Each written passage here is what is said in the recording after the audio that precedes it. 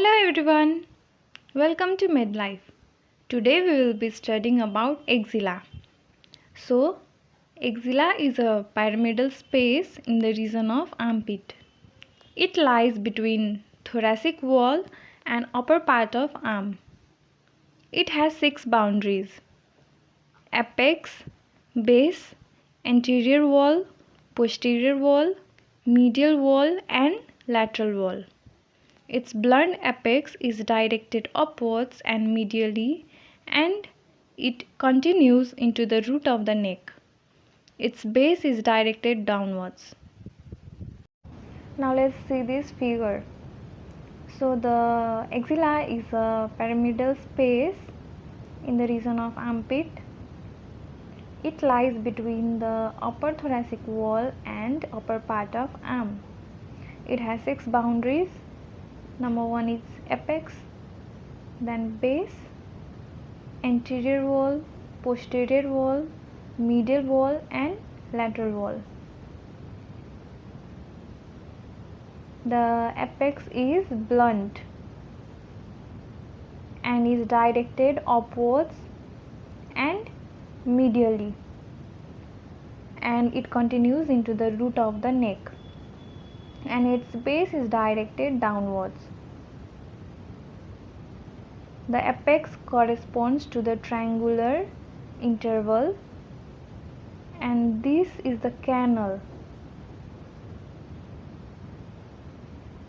This is the oblique canal, and here the axillary artery, axillary vein and the cords and branches of brachial plexus enter the axilla through this canal.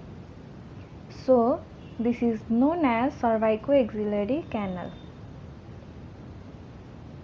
Now let's see this figure of boundaries of the apex of the axilla. So here the apex, also known as cervicoaxillary canal, is bounded anteriorly by the posterior surface of clavicle, posteriorly by the superior border of scapula and medial aspect of coracoid process, and it is bounded medially by the outer border of the first rib. Now let's talk about the base or floor of axilla. So the base is directed downwards and it is broad at the chest and narrow at the arm. It is convex upwards, conforming to the concavity of the armpit. It is formed by the skin, superficial fascia and axillary fascia. Now let's see the anterior and posterior walls of the axilla with the axillary artery. So here the anterior wall is formed by pectoralis major, clavipectoral fascia and pectoralis minor. The pectoralis major covers the whole anterior wall, while the pectoralis minor covers only the intermediate cranial part.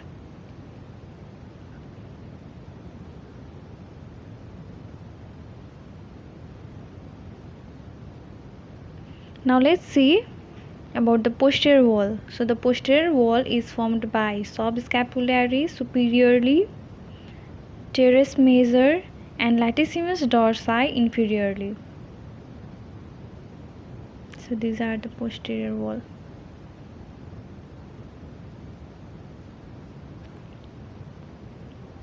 So the medial wall is convex laterally, and it is formed by first 4 ribs with intercostal muscles and upper part of serratus anterior muscle.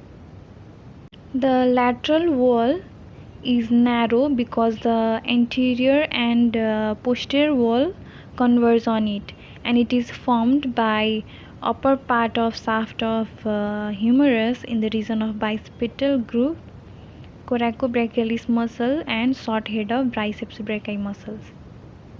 So we talk about the boundaries of the axilla, that is apex or cervicoaxillary canal is directed upwards and medially towards the root of the neck.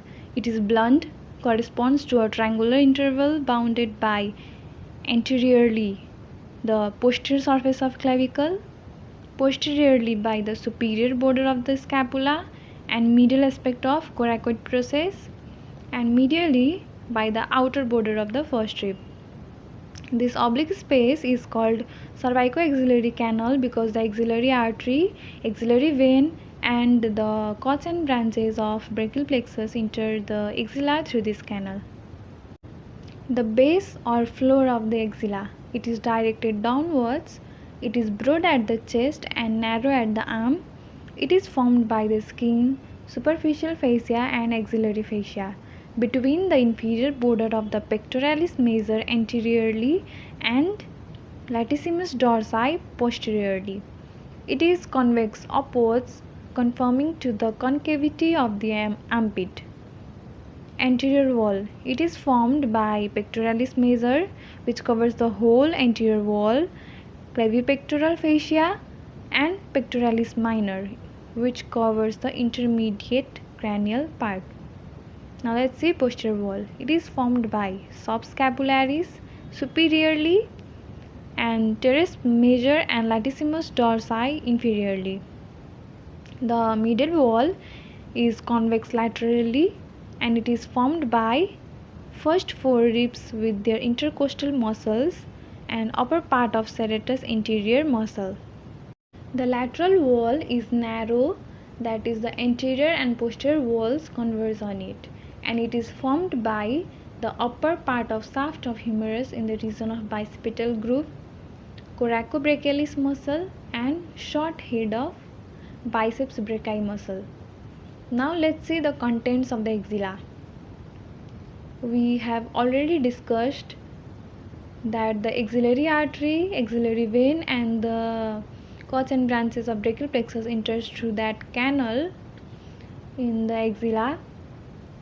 So except that, the axillary lymph nodes and associated lymphatics, long thoracic nerve and intercostal nerves, axillary fat and areolar tissue in which the other contents are embedded, as well as the axillary tail of breast, all are the contents of the axilla.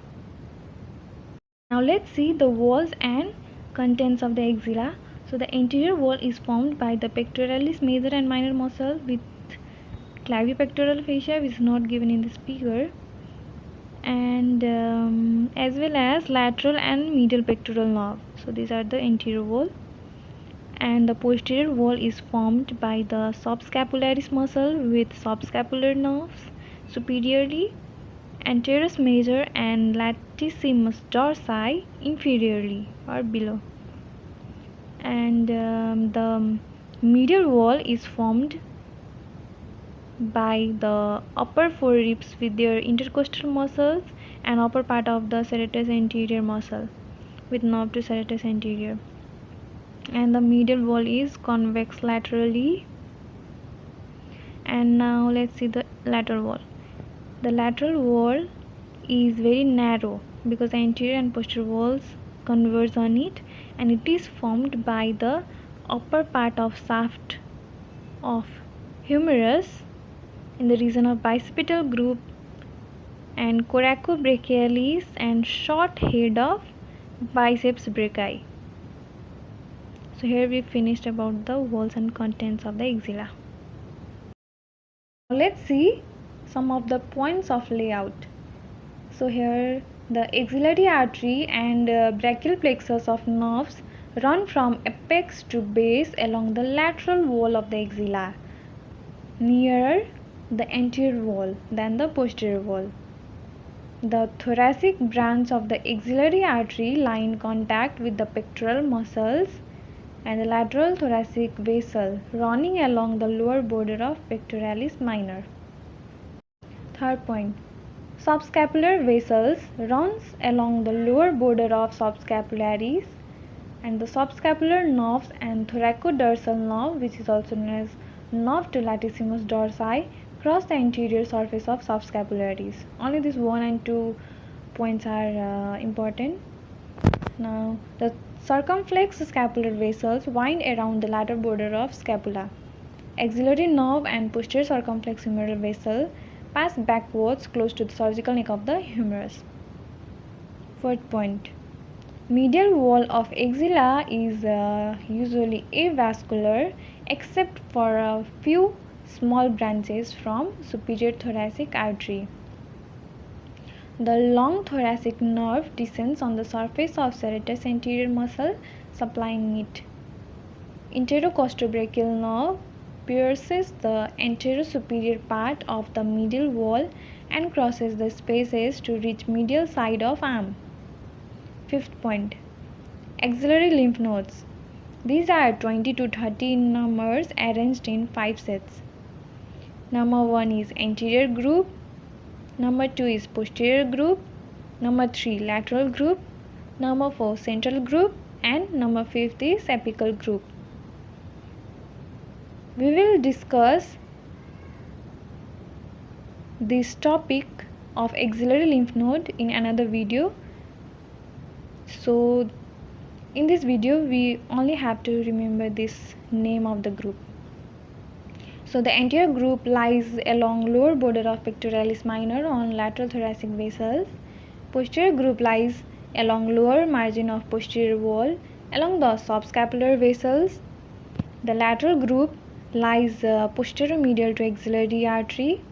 Central group lies in the fat of axilla, and the apical group lies behind and above the pectoralis minor medial to the axillary vein. So here we finished about the axilla. Please like, share and subscribe for more videos. Thank you.